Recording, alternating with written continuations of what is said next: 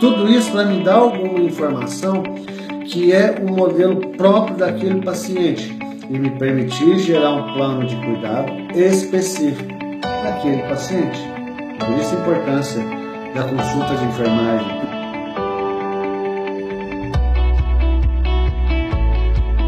Mas antes, se inscreva no canal e me ajude a crescer e levar conhecimento útil e de relevância sobre saúde e ciência para todos.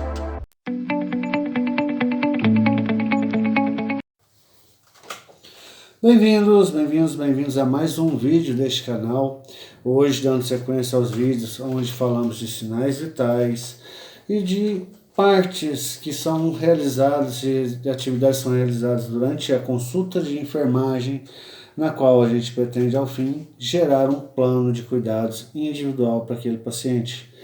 Isso tudo, gente, para a gente conseguir compreender o que de fato é a enfermagem, como funciona uma consulta e o que a gente gera, o que de benefício a gente pode trazer para um paciente, ok? Já falei no primeiro vídeo sobre a frequência cardíaca e sobre a oximetria, já que eu estou utilizando alguns aparelhos que a gente pode utilizar durante esse processo. Lembrando que eu poderia utilizar, mensurar a frequência cardíaca através de um relógio de pulso, no qual eu teria que contar batida a batida até 1 minuto, para ter uma precisão do que é quantos batimentos por minuto o coração realiza. Em seguida falei também do aparelho do esfigmomamômetro, que seria o aparelho para aferir a pressão. Hoje nós temos digitais, nós temos outros aparelhos, outros recursos, mas falei como que funciona a pressão arterial e por que é importante. E por último, no vídeo anterior a este, eu falei sobre a termometria e sobre os dados que nós coletamos com o termômetro. Antes de eu entrar na de hoje, que vamos falar sobre glicemia, que é um dos sinais escolhidos, né, também para consulta, eu vou explicar melhor logo. Eu gostaria de falar para vocês, estou criando um cenário passo a passo, tentando melhorar o canal, mas para que esse canal realmente cresça e consiga trazer informação, continuar levando informação útil e de relevância sobre saúde e ciência, eu preciso que o canal também comece a haver mais interação com o canal. Então peço que vocês se inscrevam aí no canal, que vocês compartilhem, que vocês façam comentários, inclusive comentários com perguntas. Eu tenho o objetivo de trazer informações respondendo perguntas também. Mas vamos lá, vamos começar. Gente, hoje em dia, quando nós falamos de principalmente idosos, nós sabemos que o Brasil está envelhecendo e cada vez mais o grupo de faixa etária acima dos 60 anos, de pessoas que já estão na velhice ou de pessoas que sofreram algum tipo de trauma e estão por algum motivo com necessidades especiais, que é aquele grupo principal que depende de mais cuidados, e principalmente cuidados focados em si, esse grupo vai crescendo cada vez mais no Brasil. E dentre os idosos, nós sabemos até que o governo criou um programa chamado Hiperdia, que é o que pega hipertensão e diabetes. Por que foi criado isso? Porque a quantidade de diabetes e de hipertensão é realmente gritante entre pacientes da faixa de maior idade, entre os idosos do nosso país. E o que acontece? Por que é tão sério? A maioria dos óbitos que nós temos precoce, considerando que um idoso, mesmo sendo idoso, poderia ter uma vida prolongada, mas acaba tendo seu fim vital por intercorrências médicas, mesmo porque a velhice não é doença. Vão acontecendo alguns fenômenos ao passar do tempo com o corpo que vai se cansando, mas aquilo é um ciclo natural da vida. Ao passo que doenças que podem surgir nesse período, relacionadas a maus hábitos, como alimentar, como vida sedentária, vão trazendo problemas mais graves e interrompendo a vida antes do momento certo, antes do momento ideal. Fatos como a hipertensão, problemas cardíacos, cardiovasculares, que estão relacionados nesse aspecto, e problemas como a diabetes. que é a incapacidade do corpo de regular a quantidade de glicose presente no sangue, circulante no sangue. Bem, para a gente misturar, um dos aparelhos utilizados é como esse aqui, bonitinho, chama glicosímetro. A gente pode ter uma ideia também do risco que a diabetes leva quando a gente mistura com um aparelho semelhante a esse, também parecido, mas que mensura a quantidade de cetona no sangue.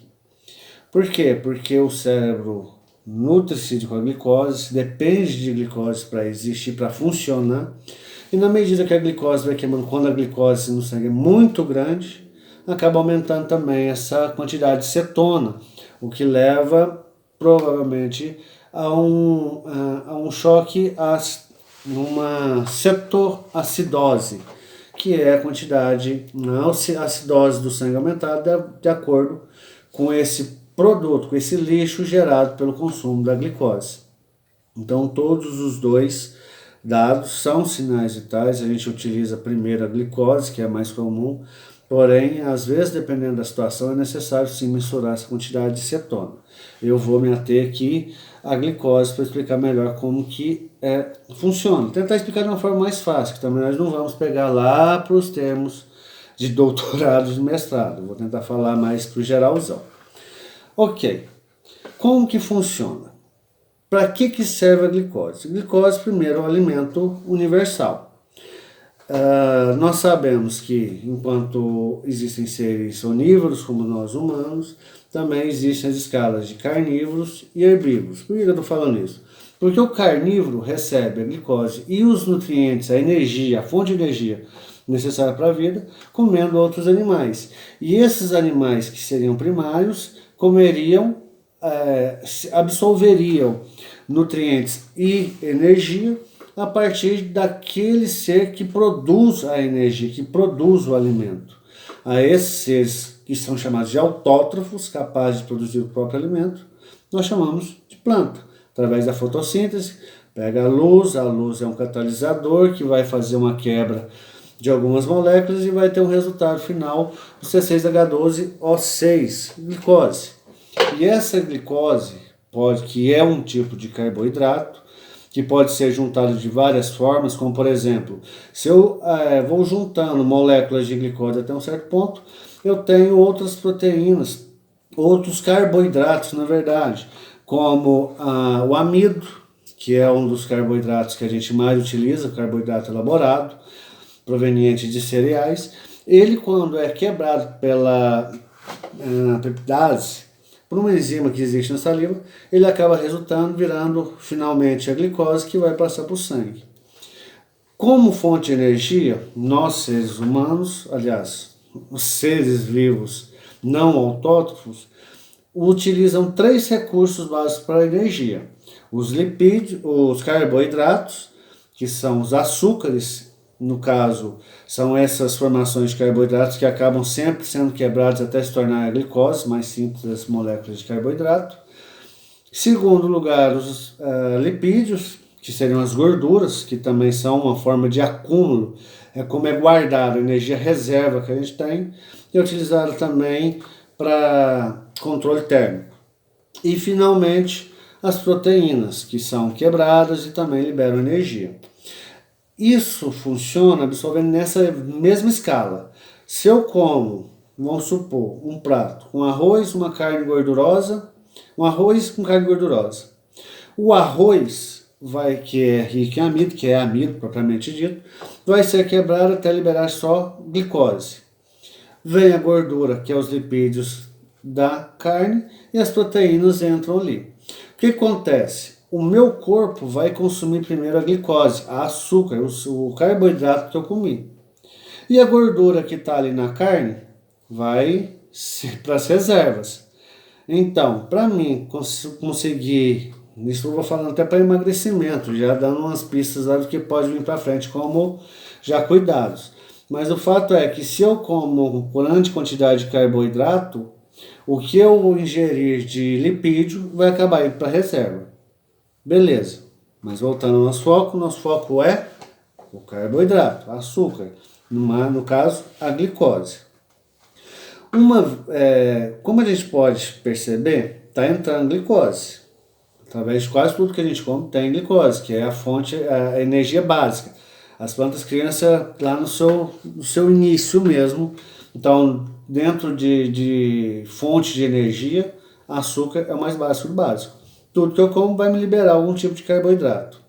Caiu no sangue, eu vou começar a queimá-lo. O cérebro é quem mais vai queimar esse açúcar, quem mais vai gastar esse açúcar como combustível para suas funções básicas. É claro que todo o corpo depende de energia. Porém, a quantidade de açúcar pode extrapolar. Quando ela está muito alta, vem uma substância, uma proteína, na verdade, uma substância endócrina, um hormônio chamado insulina, que ao entrar em contato, faz com que as células realizem um mecanismo que pega a glicose do sangue e guarda dentro de si, fazendo um enovelamento, pregando, como se fosse voltar aqueles carboidratos elaborados e fazendo uma fita eterna, chamada de glicosídeo. Quando isso acontece, eu consigo regular. Então, se o açúcar estava lá em cima, a insulina vem e faz esse açúcar, essa glicose ser guardada dentro das células, mantendo a glicose sempre no nível de até no máximo 100, 120. Isso depende de alguns autores, mas dentro dessa faixa de 100 a 120 está dentro de uma considerada normal. Pessoas normais não têm tempo para ir às compras. O Magazine Luiza já há tempos atua no mercado digital, com produtos e promoções imperdíveis. A minha loja Magalu leva até você tudo o que você precisa. Clique no link da descrição e aproveite. Então a insulina é necessária para regular isso. Em termos de valores, já que a gente está falando de sinais vitais, a normalidade é essa, de 80 até 120. Cada caso é um caso. Há pessoas que já têm um valor basal mais elevado, que seja, por exemplo, quem já tem uma diabetes instalada, quem já sofre com esse problema, costuma ter um basal um pouco mais elevado sem ter dano. É claro que tudo que passa de açúcar, a gente vai ver logo por quê, vai acabar causando algum problema dentro do organismo. Até por causa daquilo que eu falei lá antes da cetona. Porém, o açúcar também não pode estar abaixo de 60, pelo menos é isso preconizado. Abaixo de 60, quando eu já falei em alguns vídeos da classificação de Manchester, ele cai lá na classificação vermelha, porque já é hipoglicemia, e o hipoglicemia é um dos 5 Hs, que nós vamos falar em outros vídeos mais da frente direitinho, explicando cada um deles. O problema é que caiu, essa glicemia pode acontecer da pessoa entrar em choque e morrer, o coração para, porque não tem da onde tirar energia, o cérebro também pode parar de funcionar. Então, existe essa normalidade. Quando abaixa demais, existem mecanismos que liberam do glicosídeo, uma espécie de reserva de glicose, e joga de volta para o sangue. Mas ele é um pouco mais lento, por isso que a baixa glicemia causa o problema. Nesses aparelhinhos é meio que convencionado, quando é HI acima de 600, quando é HO abaixo de 15, e dentro desses valores a gente normaliza, a gente pensa o que está acontecendo ali. Beleza. Por que essas informações são necessárias durante uma consulta? É só para o diabético? Não, não é só para o diabético.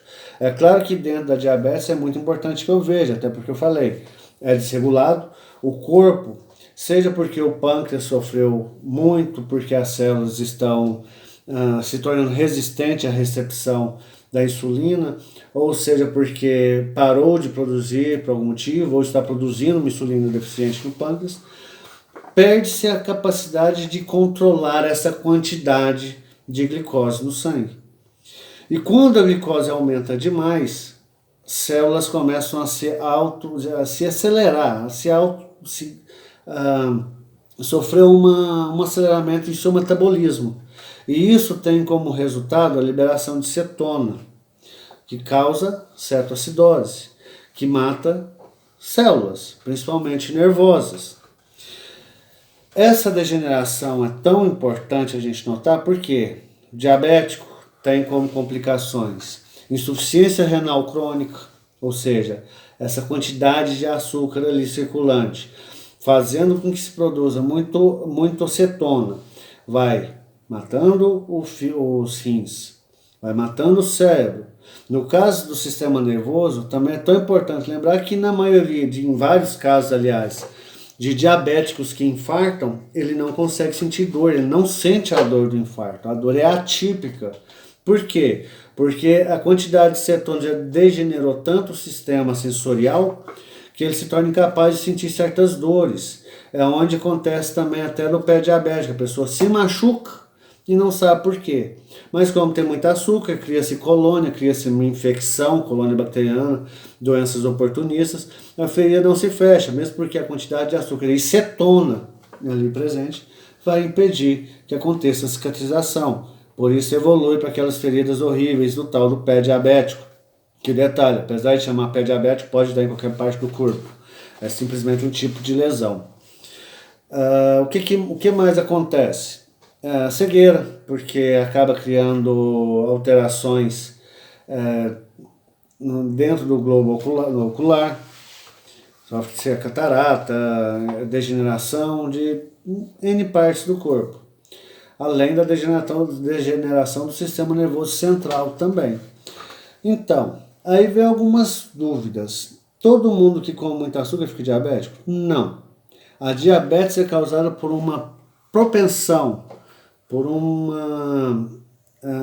digamos que o principal motivo de alguém ter diabetes já é genético, é puramente genético.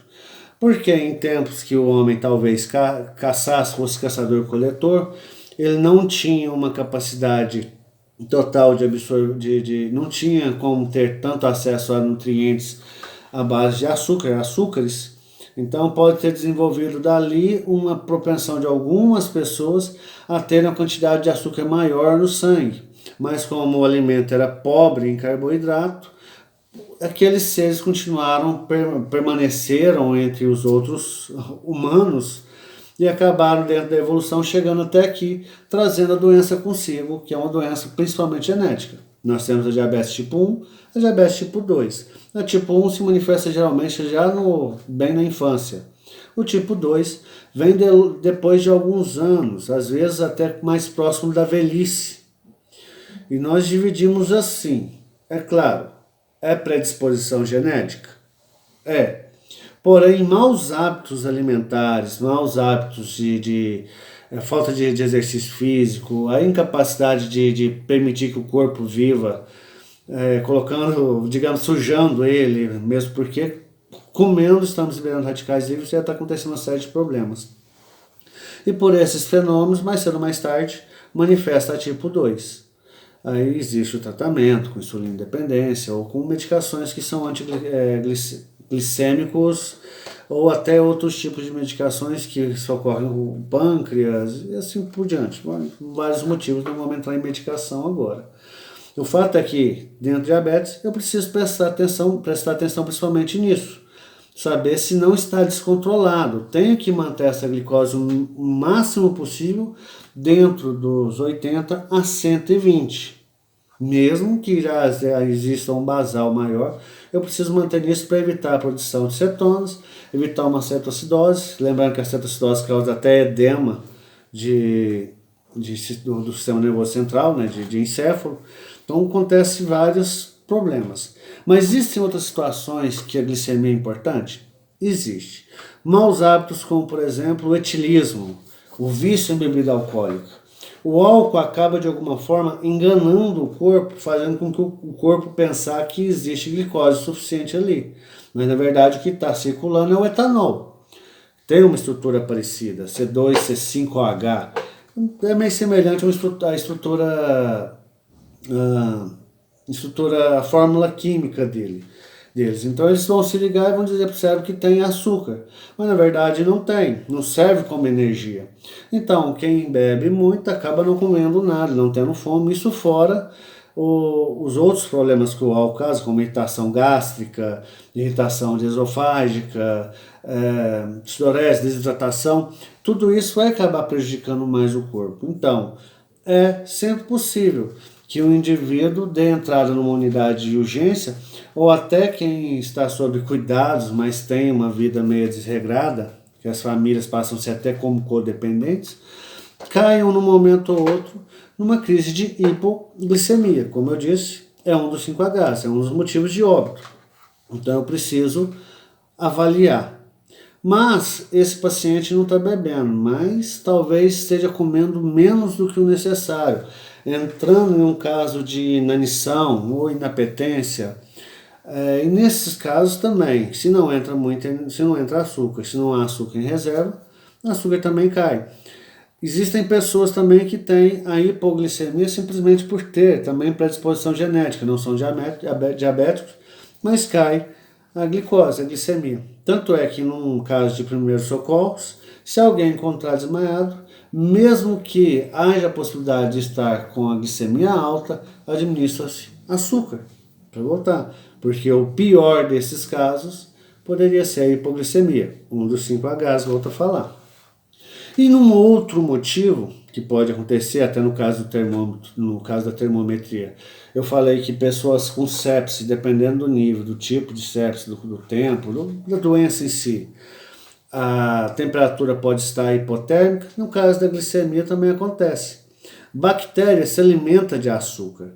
Então é normal que uma pessoa séptica acabe tendo uma hipoglicemia, que é um dos motivos de falência múltipla dos órgãos naquele paciente. Já está infectado, já tem hipotérmico ou hipertérmico, pode ser febril também, e a glicose vai se gastando muito rápido. Eu mesmo já testemunhei alguns pacientes desse tipo, que levavam uma vida razoável, sofreu algum tipo de acidente, contaminou com uma bactéria um pouco radical e acabou tendo um quadro de hipoglicemia, vários episódios, tinha que ficar controlando.